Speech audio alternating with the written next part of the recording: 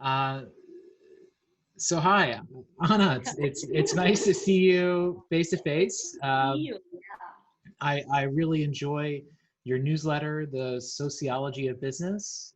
Just like very perceptive way of looking at the world.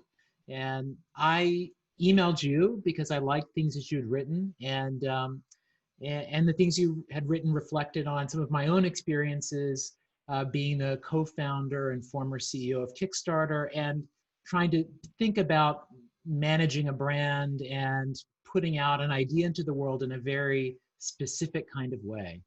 And I suggested that why don't we just get on video and talk about what it means to make meaning as a brand, especially now, because I think that's a super interesting topic, and you've written a lot about it.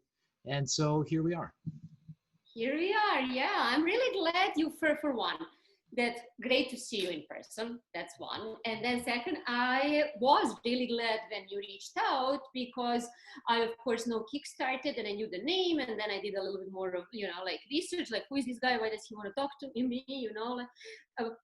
And then we had a good conversation and then we started exchanging emails and you had this great idea to do this video series. And then, I had to be disciplinarian and be like, no, we can't have a 64-slide presentation. So here we are to talk about topic that's close to your heart, meaning, and topic that I've been obviously working for brands when I was on the agency side, and then when I went on a client side, because the whole purpose of the brand work, of defining brand identity, or brand positioning and brand strategy is actually to answer the questions who we are, what we do, how are we going to do that, how are we doing that, and why are we doing that, which is like answering the questions like why are we here? What does this all mean? In a much customer facing, tangible way. So why don't you start with your framework? And then I have one example. I'm these days most interested, meaningful brands at Havas was a big practice, making meaningful brands, a sense making in organizations. These are all big topics that have been around for a really long time. And what I am particularly interested is how modern brands make meaning. So the how of that. Yeah, I mean, my instinct, and a lot of it's based on both my experience and maybe what my consumer taste is. But my instinct is that a lot of meaning is made through sacrifice. That in a world of abundance, like to be meaningful is to be hard to get.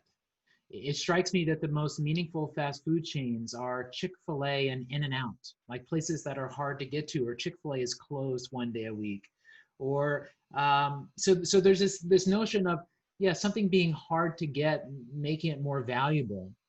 And I wonder, a lot of luxury is built on that, and luxury is your world. Is that like, do you think scarcity is inherent to meaning? Like, how do those things tie together, do you think? Absolutely. I think they go one on one. And I'll tell you now, the Moët Chandon has the most recent campaign, and it's all about their grapes. They're not about fancy people drinking fancy champagne in a super luxurious looking hotel. They're all about the grapes and the heritage of people from a specific region where the Moët Chandon grapes are made, because the soil is specific, it's unique and rare, and the rarity of the grape itself is something that luxury strategy relies a lot on, which is particularly, you can have rarity of ingredients, for example, which is like that, for example, grapes, or even Chanel, their latest perfume ad was all about the rose petals that grow in this specific region of France. And then there is also rarity, only France has that region. So it's not only made in France, it's made of France, so it's like cultural ambassador almost the brand becomes. So that's another layer of meaning. And then there is, of course, the craftsmanship and the heritage of those who are making those grapes, because the more luxury brands become global, the more they become conglomerates, the more they become artificial, the more they want to be seen as artists. So that art of making something is something they're like milking a lot in their global campaigns. And then there is, of course, scarcity in distribution, which said Chick-fil-A is not open 7 days a week, but 6 in production. So yeah, absolutely, that is the part of the luxury, like core part of the luxury strategy. And do you feel like that appeal to like the product as art, is that a, and that might be a simplification of what you're saying. I know what you're getting at, but is that like a, is that Like, about this specific cultural moment? You know, why do you think, why is that what the aspiration is towards on the brand side, do you think? well, I mean, as you said, you if you want to have like that sacrifice and that kind of, if you want to like make more like banalization of that statement, is you want to have something that not a lot of other people can have, you know. So that is sort of where does distinction come in, where most of us can have Gucci shoes or Louis Vuitton hat. I mean, in theory, like if you have enough money, you can have, because of the global footprint. You don't need to make pilgrimage to like Coco Chanel's like salon or whatever, the workshop in Paris, in order to have that. So when you can have everything, you want to have something that no one else has, because that's the way like how humans signal their status. And then when it comes to art, that is a long, that was started by Chanel, because Chanel, when they were entering Chinese market, they did that through an exhibition about Gabrielle Chanel, Coco Chanel's life. And every single thing was like the lighting, you go in and it's a shrine, and everything is a work of art, her high school notebooks. And I mean, like the most mundane objects were turned into like, oh no, she was predestined to be this person. She's not a seamstress. She is an artist, and if she is an artist, then everything she creates is art. And if everything is art, then you need to pay a price for art. You're not buying a commodity anymore. So that is the whole thing. And where are you seeing? When we were talking, you mentioned Frank Ocean, and I really like that example because it's really different on so many levels. So I would love to hear more. Yeah. So I had suggested that we each pick a brand or someone to talk about that we thought was meaningful, and we both chose artists. Or you chose someone who's contextualizing as an artist, and I chose an actual artist, but both in a similar genre. Yeah. And I think we Bono could fans, Chanel fans, come on. Yes, like, it's true. some of those things like go on auctions for like, you know what. Anyway, go ahead. Well, my background is originally was as a music journalist. So I go to like music as a default way that I process the world. And so as I think about like a meaningful brand, and brand is a cheap word for human being, but still as an artist, you kind of keep saying meaningful brands, Havas is going to sue you. So because they have the entire practice. But and so I think about Frank Ocean. And Frank Ocean is a big R&B pop star, and he wait, it says my screen resume share. Okay, yeah, Frank Ocean is a big R&B and pop star, and interestingly, he came up being in the group Odd Future, and Odd Future was an LA hip hop collective that got a lot of heat because they had a lot of homophobic lyrics in their songs. And this was especially interesting when in 2012, Frank Ocean sort of separated as a solo artist, and not long after announced that his first love in his life had been a man. He was coming out as a bisexual man, and really like a very rare thing for any artist to do that, an R&B artist especially. And he does it in this very Frank Ocean style that we come to learn, which is he posts a screenshot of a text edit screen on his computer, as you see here. He just posted that image on his Tumblr, and that's how he announced it. And then he releases his album, becomes a huge star. But when was this? When did he post this? This was in 2012. Aha. And so he disappears off the map, and everyone's waiting for a new Frank Ocean album. There are websites that go up counting down for when the album's going to come out, and the sites disappear without the album coming. And then 4 years later, he releases this album on the left called Endless, which is it's like a soundscape, ambient, not a pop album by any stretch. It came with an hour-long film that shows him hand building a set of stairs, like with wood and nails. And then 24 hours later, so after 4 years, nothing, he releases this. And then 24 hours later, releases the album on the right, Blonde, surprising everyone. And what it ended up he did was that he released this Endless album to satisfy his record contract with Universal. And so he made an album of like kind of non-music and used that to get out of his corporate agreement, and then released Blonde as his solo album owned by himself, uploading it himself to the internet the next day. And Blonde goes on to become the best album of the 2010s, according to Pitchfork, and a huge seller.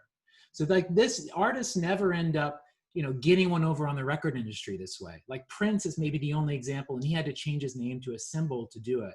But Frank Ocean like screwed the label rather than the label getting screwed, which is fascinating. And then the last thing I think about with him is just, he's always been known for being so private. And then in 2018, out of nowhere, he just made his private Instagram public. And he just posted this picture, just had the word welcome. And he's just like, you can just look at me, just look at my life. I don't care anymore. And in this way, I kind of think Frank has gotten to this place of being almost this like angelic figure who lives above capitalism, who lives above all of these things, right? Like he got out of the record deal. He owns all his own stuff. He owns his story. He can be a bisexual man and a group with homophobic lyrics, and it's cool. He can embody all these things. Mm-hmm. And there's something very real about him. And so there's, I don't know, the way I don't like saying he manages his identity, again, sounds crass, because I think he's just an artist expressing. But I think he's done it in such a way to create an incredible amount of meaning around someone that's released, 2 records and a zine. He like did a small run of a zine. Yeah, I remember 032C profile, that magazine profile on him. And when you say he made meaning, like, okay, so he created clearly like a literal meaning, like cultural, his personal identity. So there is a meaning, I'm a bisexual man, but he also, when you say meaning, is it symbolic? Is it social? Is it cultural? Is it personal? It's like all of the above. And also, what can a brand learn from that? Well, I mean, I think one is that he was always, it seemed like he's just willing to break his category. I mean, he clearly has like a concept of himself that is stronger than maybe anyone else's concept of him. And so he is like, I don't know. I just see, I mean, there I really do see an artist, that mentality of just like, I cannot be anything except what I am. What would you say? What would you say a brand takes from that? I mean, okay, so this is what I think. I think it's much easier to do that when you're out of contract.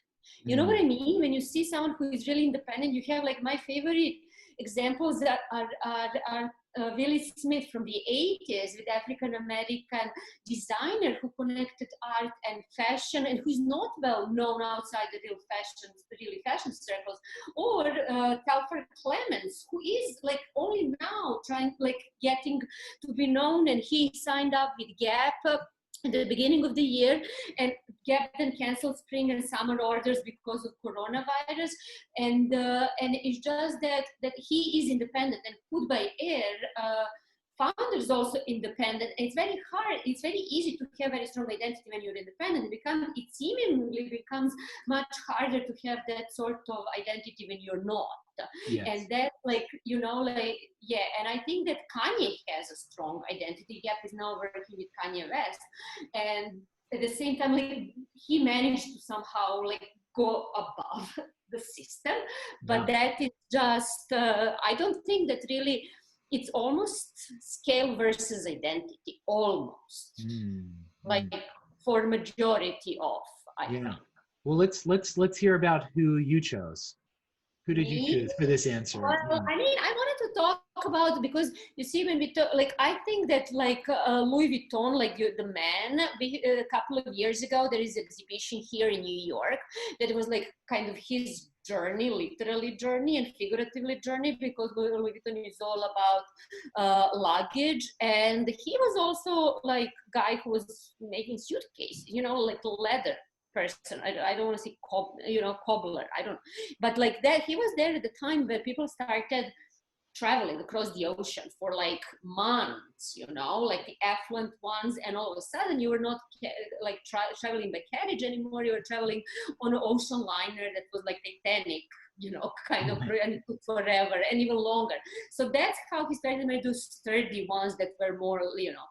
And that is just how you see like how a brand like LVMH like build a myth and a legend around that the man who is like, who was, you know, like the craftsman at the end of the day. But in order to really grow big, that's also making meaning and answering who we are, is also, and rooting that into art, not in commercial domain and commercial activities, is something that can help a brand grow a portfolio or a conglomerate, or if it has that like origin story. And you see brands that do have that, and you see even among luxury, and those that don't. Because when you go, you have like Dior, it's not about Gucci, it's not, you know what I mean? It's like they're not about Christian Dior, they're not, you know, they're not about whoever Gucci was. You know? Yeah, one note I made in thinking about this was that I think meaning is first discovered, or say created through some hardship or something. Yeah. But after that point, I think meaning must be very conscious, like especially as a brand. Oh, absolutely. Like it must be very Really consciously something that you have to do every day. It's in it. It's not. No one is a bystander in that. So the legend of Chanel, the legend of Louis Vuitton, they need to be like every day executed. And you see that in campaigns. You see that, and you see that in like, they don't work, like never work with celebrities, but they work with Mikhail Gorbachev because there was a specific time, and that man ended the Cold War. So there was the meaning of that moment was then used for commercial purposes. So absolutely, like 100% agree with that. And then also another thing is that you kind of like dig it out. You know what I mean? Even if it was not, it's a construction. It's never, it does not need to be originally there, but it's that part of the myth making of a saga of Steve Jobs, you know, like, and his meaning that he wanted to bring like tools for the mind to humanity. Have you seen anything that companies have done post-COVID or say post-George Floyd that strike you as meaningful, that strike you as like really adding another layer of credibility or meaning to, you know, how we associate them or think about their products? I think that brands found their balls by pulling their advertising off Facebook. So I think that is the most meaningful act that is happening. And maybe that's a way to find meaning, is to really be brave sometimes. What do you think? Yeah. I mean, again, it's sacrifice. I mean, I think it's some of Twitter's decisions. It's Alexis Ohanian resigning from his Reddit board seat and asking that a person of color take it instead. You know, again, it's sacrifice, and especially in a world where, you know, talk is infinite. You know, sacrifice is one of the only things that rings true. And I had the misfortune / fortune of managing many crises at Kickstarter, and I always learned that, you know, in a crisis, it was your job to just like get on your belly and to eat all the shit that you can eat, and to sacrifice, and that's the only way you get people to believe you or trust you, you know. And that is why I actually picked that Facebook example over any other like statements. Just don't, like Nike's, don't do anything. No. This is actually, it's gonna hurt, you know, like you're going to pull your advertising. That means like less, you're going to reach less audience. If you're a Verizon, you know, like that's you're going to feel it. So it's really an action that it's not just the campaign. And how do you like, you know, you've worked inside companies, you've worked, you know, inside ad agencies. Like, how do you, what is like the measurement or the temperature check for, are we meaningful? Is it just like that feeling of, does the press like us? Do the cool people like us? Is that what it is? Now you just want me to say what I really think. So no. How did you do that at Kickstarter? That's gonna give me time to think about the answer. How did I think about meaning at Kickstarter? Me making meaning at Kickstarter. Well, I mean, we just, we always thought of like artists and creative people who would start projects as our core constituency. And so we just tried to make decisions with them in mind. And so, you know, you would like literally talk to people who you thought were influential, just to, you know, just to gauge an idea. But like the metric we would track would just be, you know, projects launched, things like that. Yeah, I guess it's easier. It's kind of unfair question because it's easier for you because you are a platform that enabled people who had ideas how to change the world or like whatever, Yeah, how to, yeah. you know, whatever meaning was for them, be rich or, you know, like change the world. Whereas when you work at agencies and brands, it's like all the jig is up. Like you're already a commercial entity, you know, in a sense. And if you don't sell enough products. When I was the chief brand officer, if you don't sell enough, you have to fire people and you know, you can't pay people.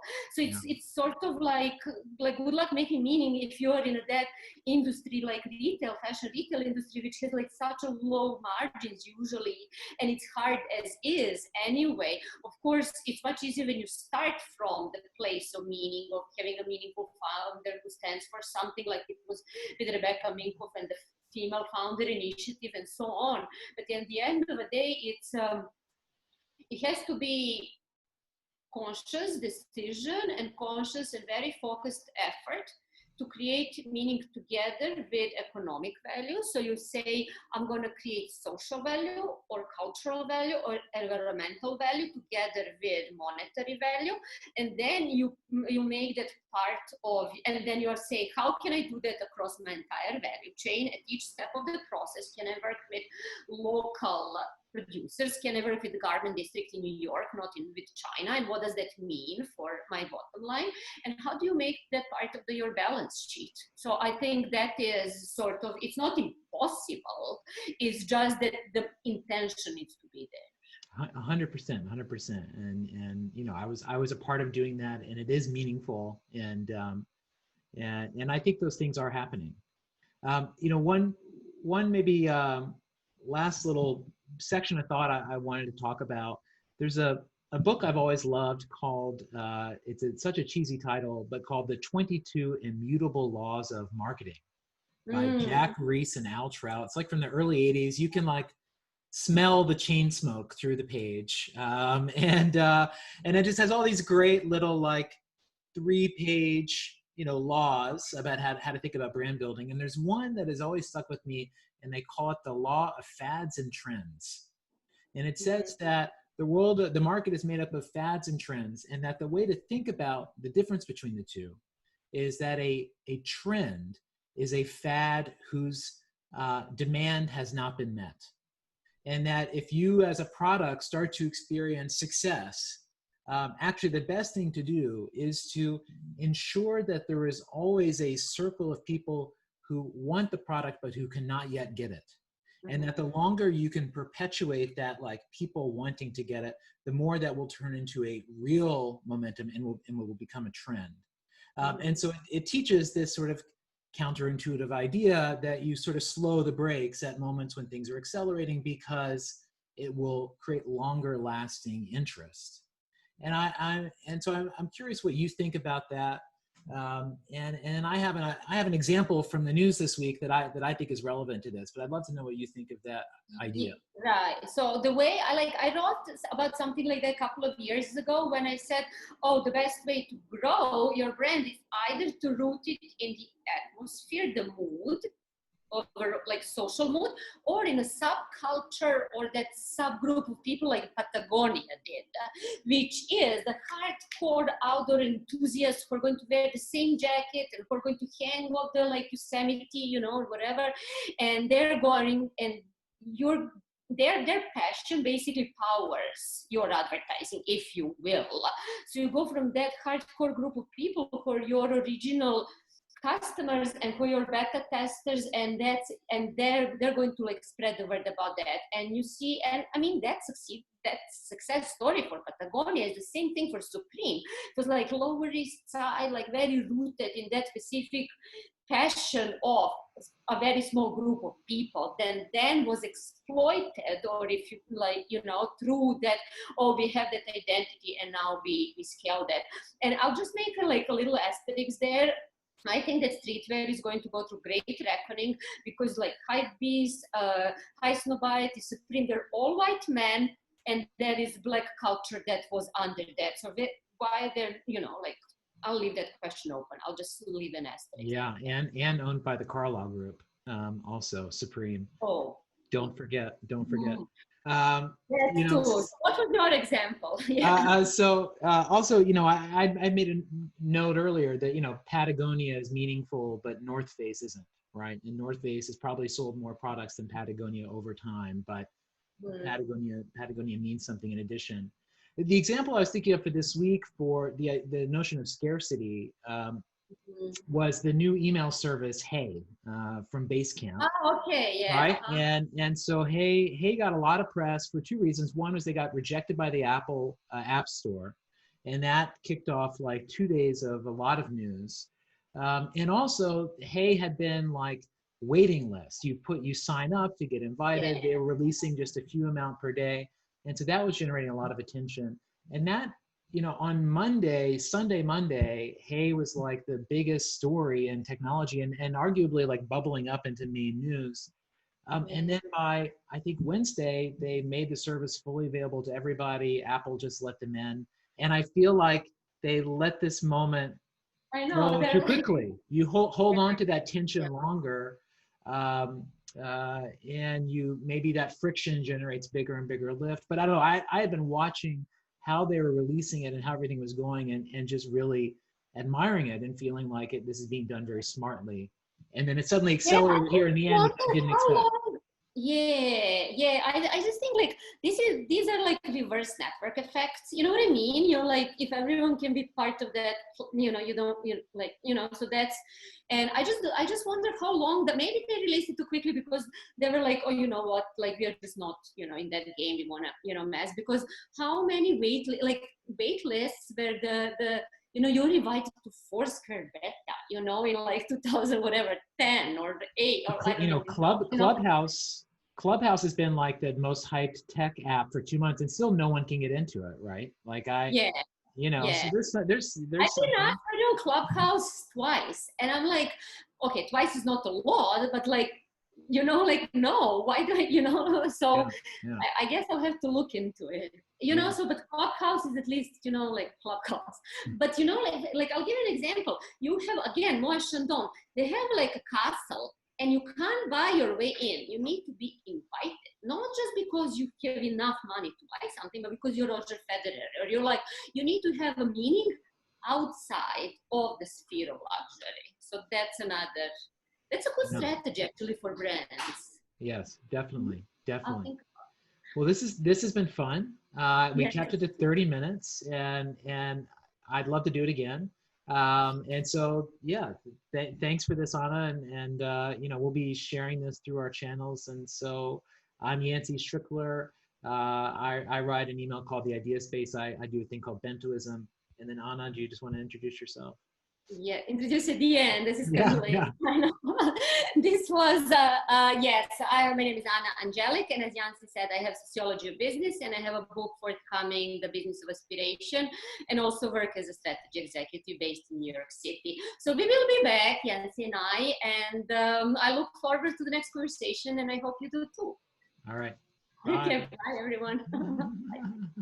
Hey, this was so fun. Definitely need to do it again.